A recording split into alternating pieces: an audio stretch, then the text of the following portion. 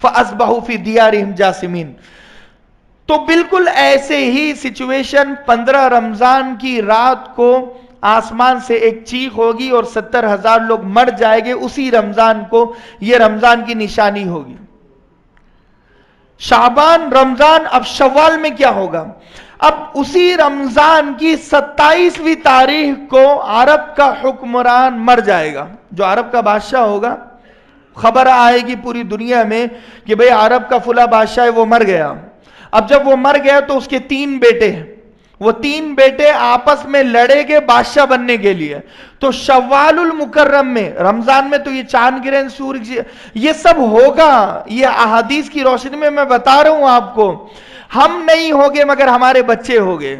اگر ہم تیاری نہیں کرائے گے نا تو پھر کوئی بولنے والا بھی نہیں ہوگا، کیونکہ ایک نشانی میں بتاؤں آپ کو، لا یخرج الدجال، دجال اس وقت تک نہیں نکلے گا، یہ حدیث میں بتا رہا ہوں، حتی یدھل الناس عن ذکرہ، یہاں تک کہ لوگ دجال کا نام لینا بھی ختم کر دیں گے۔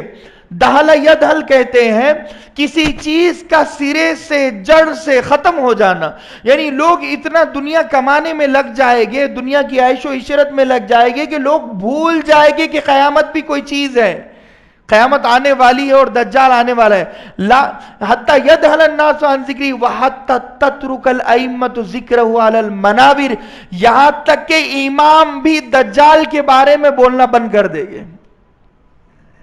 ائمہ کرام بھی جو مساجد کے امام ہو گئے، میں 2022 کی بات نہیں کر رہا، 2070 اور 80 کی بات کر رہا، جبکہ امام بھی دجال کے بارے میں لوگوں کو بتانا بھول جائے گے، وہ خود بھی دنیا میں ویست ہو گئے اور بزی ہو گئے اور مشغول ہو گئے اور مصروف ہو گئے۔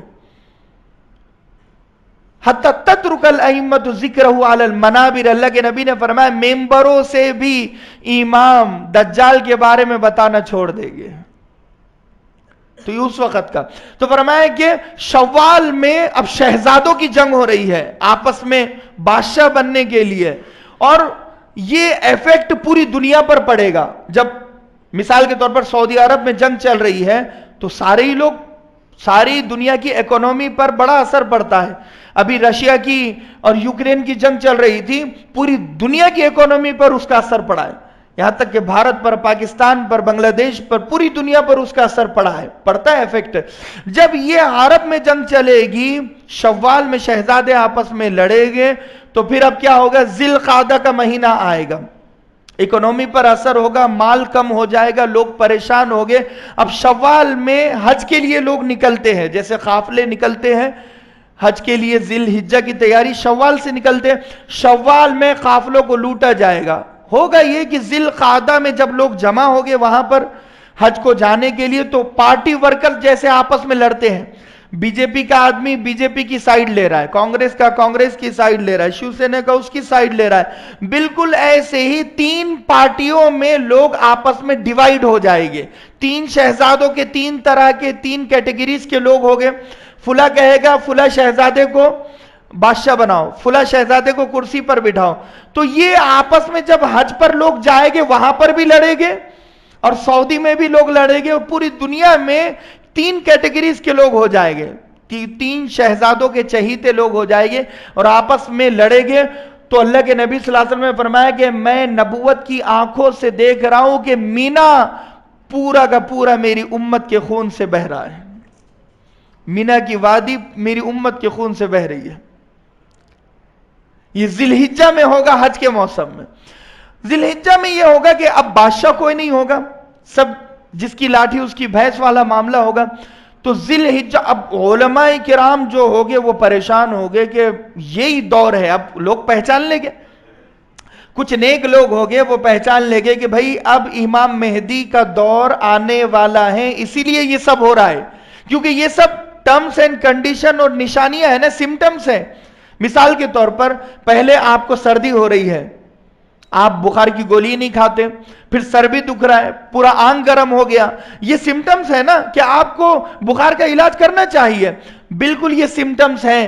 جب شعبان میں جنگ ہوئی تب تمہیں سمجھ جانا چاہیے تھا کہ اب امام مہدی آنے والے ہیں. اب تم ٹریننگ اور تیاری میں لگ جاؤ, اپنے بچوں کو امام مہدی کے لشکر میں شامل کرنا چاہیے تھا تمہیں. تو تمہارے بچے ٹی وی اور وی سی آر اور واٹس ایپ اور فیس بک پر لگے ہوئے. اس زمانے میں کیا ہوگا پتہ نہیں, اس زمانے میں واٹس ایپ فیس بک ہے تو میں وہی لے رہا ہوں. تو فرمایا کہ ابھی تیاری میں رہنا چاہیے تھا. شعبان میں جنگ ہوئی تو تم نہیں سمجھے, رمضان میں چاند گرہن سورج گرہن ہوا 70,000 لوگ چیخ سے مرے تو نہیں سمجھے تم لوگ, اور شوال میں شہزادے لڑ رہے ہیں تو نہیں سمجھے, ذی القعدہ میں شہزادوں کے نام پر ایک دوسرے کے خون کے پیاسے بن گئے, مسلمان کو قتل کر رہا ہے. اللہ کے نبی نے کئی سال پہلے کہا تھا کہ جب مسلمان کی جان کا دشمن ہو جائے تو سمجھ لینا کہ قیامت آنے والی ہے. تو اب جب ذی الحجہ آیا تو اب تو علماء سمجھ گئے, 7 بڑے علماء ہو گئے قطب اور ابدال قسم کے. ابدال کسے کہتے ہیں؟